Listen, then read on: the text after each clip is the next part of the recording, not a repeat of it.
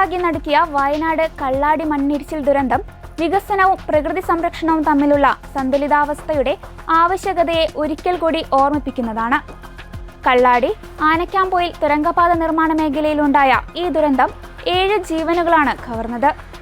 അപകടം നടന്ന് ദിവസങ്ങൾ പിന്നിട്ടിട്ടും ഭരണ പ്രതിപക്ഷ തർക്കങ്ങളും കരാറുകാരുടെ വീഴ്ചകളും ദുരന്തത്തിന്റെ ആഘാതം വർദ്ധിപ്പിക്കുന്നു. ദിലീപ് ബിൽഡ്കോൺ എന്ന കരാർ കമ്പനിയിലെ തൊഴിലാളികളാണ് കള്ളാടിയിലെ തുരങ്ക നിർമ്മാണത്തിനിടെയുണ്ടായ ശക്തമായ മണ്ണിടിച്ചിലിൽ അപകടത്തിൽപ്പെട്ടത്. ദിവസങ്ങൾ നീണ്ട തെരച്ചിലിനൊടുവിൽ ബംഗാൾ സ്വദേശിയായ സർവേയർ രാകേഷ് ഗുച്ചേത്ത് ഉൾപ്പെടെ 7 പേരുടെ മൃതദേഹങ്ങൾ കണ്ടെത്തുകയുണ്ടായി. മീനാക്ഷി പാലത്തിന് താഴെ പുഴയിൽ നിന്നാണ് ഒടുവിലത്തെ മൃതദേഹം ലഭിച്ചത്. ഇനിയും ഒരാളെ കൂടി കണ്ടെത്താനുണ്ടെന്ന് മന്ത്രി ടി സിദ്ദിഖ് പറഞ്ഞു. 4ാമത്തെ ആളുടെ ഡെഡ് ബോഡി മീനാക്ഷി പുഴയുടെ താഴെ ഭാഗത്ത് നിന്ന് ലഭിച്ചിരിക്കുകയാണ്. അദ്ദേഹം സർവേയറായി ജോലി ചെയ്യുന്ന വ്യക്തിയാണ്. രാകേഷ് കുച്ചായത്ത് എന്ന് പറയുന്ന വ്യക്തി. അദ്ദേഹം വെസ്റ്റ് ബംഗാളിലെ ഈസ്റ്റ് മിഡ്നാപൂർ സ്വദേശിയാണ്. അദ്ദേഹത്തിന്റെ ബോഡി പോസ്റ്റ്മോർട്ടത്തിന് വേണ്ടി നേരെ താലൂക്ക് ഹോസ്പിറ്റലിലെ വൈത്തിരിയിലേക്ക് കൊണ്ടുപോയിട്ടുണ്ട്. അത് കഴിഞ്ഞ് എൻബാമിങ്ങിന് വേണ്ടി കോഴിക്കോട് മെഡിക്കൽ കോളേജിലേക്ക് കൊണ്ടുപോകും. അത് കഴിഞ്ഞ് ഫാമിലി ഇവിടെ വെച്ചുകൊണ്ട് ഐഡന്റിഫൈ ചെയ്തു നാട്ടിലേക്ക് ബോഡി എത്തിക്കാനുള്ള നടപടികളിലേക്ക് നീങ്ങും.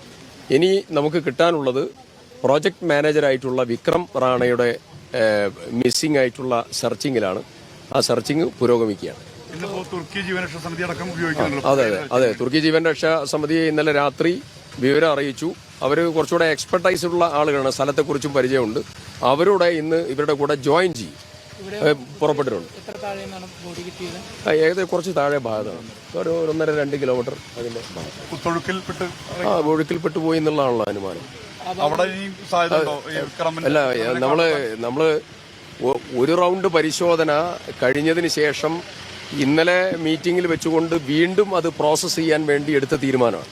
അപ്പോൾ അത് കുറച്ചുകൂടെ സ്ട്രെങ്തൻ ചെയ്യാൻ വേണ്ടിയാണ് നമ്മൾ ഇന്ന് പ്രാദേശികമായിട്ടുള്ള ടീമിനെയും കൂടി അതിന്റെ കൂടെ വെച്ചിട്ടുള്ളത്. ഇനി എങ്ങനെയാണ് ഇതിന്റെ നടപടിക്രമങ്ങൾ എങ്ങനെയാണ് മുന്നോട്ട് പോകുന്നത്? അത് സെർച്ചിങ് ഇപ്പോൾ 3rd സോണിലെ സെർച്ചിങ് ട്രാൻസ്ഫോമർ പരിസരത്ത് കൂടെ ഉണ്ടായിരുന്ന ആളുകൾ പറഞ്ഞതനുസരിച്ചുള്ള ഒരു സെർച്ചിങ് പുരോഗമിക്കുകയാണ്.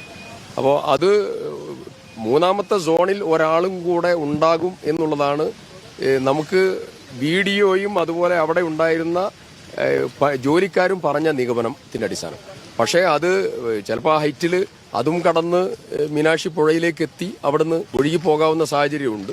അപ്പോൾ അതുകൊണ്ട് ആ എല്ലാ സാധ്യതകളും പരിശോധിച്ചിട്ടുള്ള സെർച്ചിങ് നടക്കും. ദുരന്തവുമായി ബന്ധപ്പെട്ട് സംസ്ഥാന സർക്കാർ ഹൈക്കോടതിയിൽ സമർപ്പിച്ച റിപ്പോർട്ടിൽ തങ്ങളുടെ ഭാഗത്തു നിന്നും വീഴ്ചകളൊന്നും ഉണ്ടായിട്ടില്ലെന്നാണ് അവകാശപ്പെടുന്നത്. ജൂൺ 5-ന് തന്നെ കനത്ത മഴ മുന്നറിയിപ്പിനെ തുടർന്ന് നിർമ്മാണ ജോലികൾ നിർത്തിവെപ്പിച്ചത് വഴിയാണ് മരണനിരക്ക് കുറയ്ക്കാനായതെന്ന് സർക്കാർ വാദിക്കുന്നു. തുരങ്കം കുഴിച്ചപ്പോൾ എടുത്ത മണ്ണ് അടിയന്തരമായി മാറ്റാൻ കൊങ്കൺ റെയിൽവേ ഡെപ്യൂട്ടി ചീഫ് എഞ്ചിനീയർക്കും കരാറുകാരനും ആവർത്തിച്ച് നിർദ്ദേശം നൽകിയിരുന്നുവെന്നാണ് സർക്കാർ കോടതിയെ അറിയിച്ചത്. ഈ നിർദ്ദേശം പാലിക്കാതിരുന്ന കരാറുകാരുടെ കുറ്റകരമായ അനാസ്ഥയാണ് അപകടത്തിന് കാരണമായതെന്നാണ് സർക്കാരിന്റെ വിലയിരുത്തൽ. സംഭവത്തിൽ സാങ്കേതിക അനുമതികളെക്കുറിച്ചും പാരിസ്ഥിതിക അനുമതികളെക്കുറിച്ചും അന്വേഷിക്കാൻ ദുരന്ത നിവാരണ സെക്രട്ടറി, പരിസ്ഥിതി സെക്രട്ടറി എന്നിവരുടെ നേതൃത്വത്തിൽ 2 സ്വതന്ത്ര അന്വേഷണങ്ങളും സർക്കാർ പ്രഖ്യാപിച്ചിട്ടുണ്ട്. എന്നാൽ സർക്കാരിന്റെ ഈ വാദങ്ങളെ പൂർണ്ണമായി തള്ളിക്കൊണ്ടാണ് പ്രതിപക്ഷ നേതാവ് പിണറായി വിജയൻ രംഗത്തെത്തിയത്. ദുരന്ത സ്ഥലവും ദുരിതാശ്വാസ ക്യാമ്പുകളും സന്ദർശിച്ച ശേഷം അദ്ദേഹം മാധ്യമങ്ങളോട് പറഞ്ഞ കാര്യങ്ങൾ ഈ വിഷയത്തിലെ ഭരണപരമായ അലംഭാവത്തെ തുറന്നുകാട്ടുന്നതാണ്. സർക്കാരിന്റെ വീഴ്ചകൾ മറയ്ക്കാൻ വേണ്ടിയാണ് പാരിസ്ഥിതിക അനുമതിയെ ചൊല്ലി ഇപ്പോൾ വിവാദങ്ങൾ ഉണ്ടാക്കുന്നതെന്ന് അദ്ദേഹം ആരോപിച്ചു.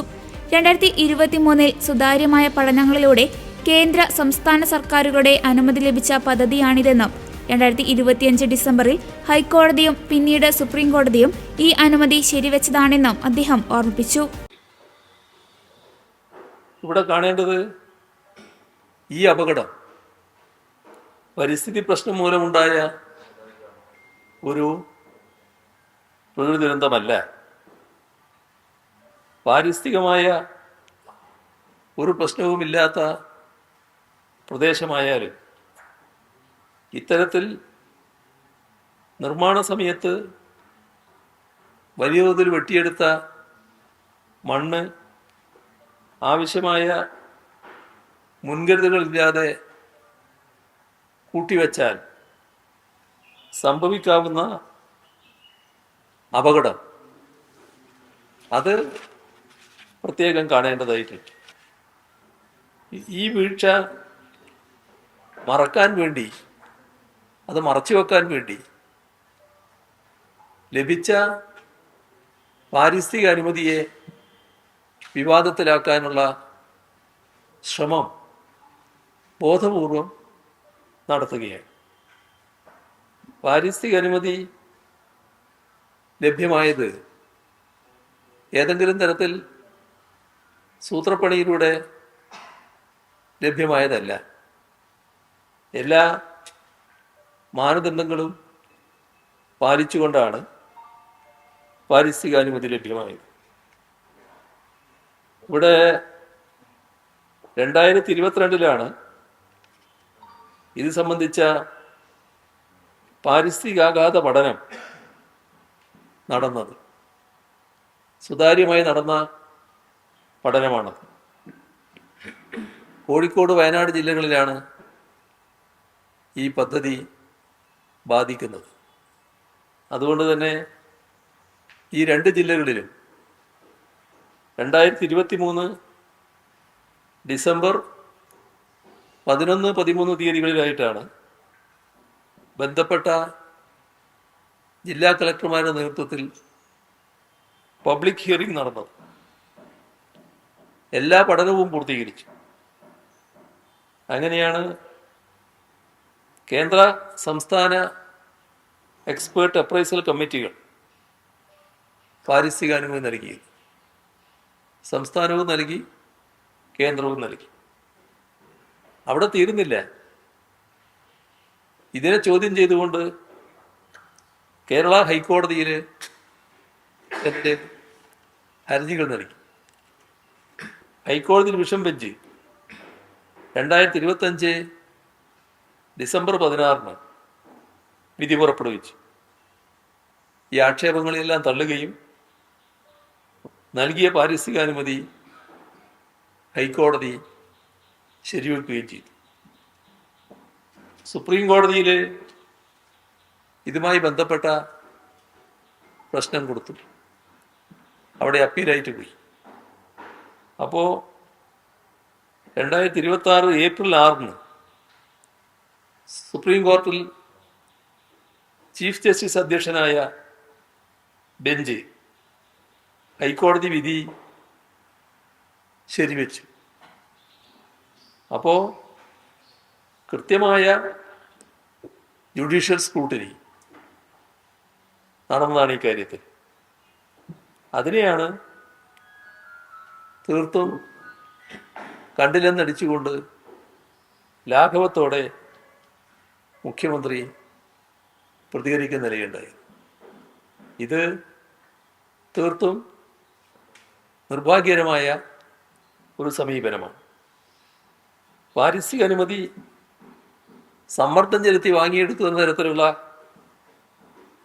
ആരോപണമുയരുന്നത് മിതമായ ഭാഷയിൽ പറഞ്ഞാൽ ഈ ജുഡീഷ്യറിയോടുള്ള ഹൈക്കോടതിയും സുപ്രീം കോടതിയും പരിശോധിച്ച കാര്യത്തിൽ ആ കോടതികളോടുള്ള അവഹേളനം കൂടിയാണ് എന്നതാണ് കാണേണ്ടത്. അടിയന്തരമായി ഇടപെട്ട് പരിഹാരം കാണേണ്ട വിഷയങ്ങളിൽ മന്ത്രിമാര് ഏകോപനമില്ലാതെയും പരസ്പര വിരുദ്ധമായും സംസാരിക്കുന്ന നിലയാണ് നമുക്ക് കാണാൻ കഴിഞ്ഞത്. അതിൽ പലരെയും പഴിചാരി മന്ത്രിമാർ ഉത്തരവാദിത്വത്തിൽ നിന്ന് ഒഴിയുന്നത് നാം കാണുകയാണ്. കള്ളാടി ദുരന്തം കേവലം ഒരു പ്രകൃതിക്ഷോഭം മാത്രമല്ല, മറിച്ച് കൃത്യമായ മേൽനോട്ടമില്ലായ്മയും ഉദ്യോഗസ്ഥ കരാർ വീഴ്ചകളും ഒത്തുചേർന്നുണ്ടായ ഒരു മനുഷ്യനിർമ്മിത ദുരന്തം കൂടിയാണ്. വലിയ മലയോര വികസന പദ്ധതികൾ നടപ്പിലാക്കുമ്പോൾ സുരക്ഷാ മാനദണ്ഡങ്ങൾ കൃത്യമായി പാലിക്കപ്പെടുന്നുണ്ടെന്ന് ഉറപ്പാക്കാൻ സർക്കാരിന് സാധിക്കണം.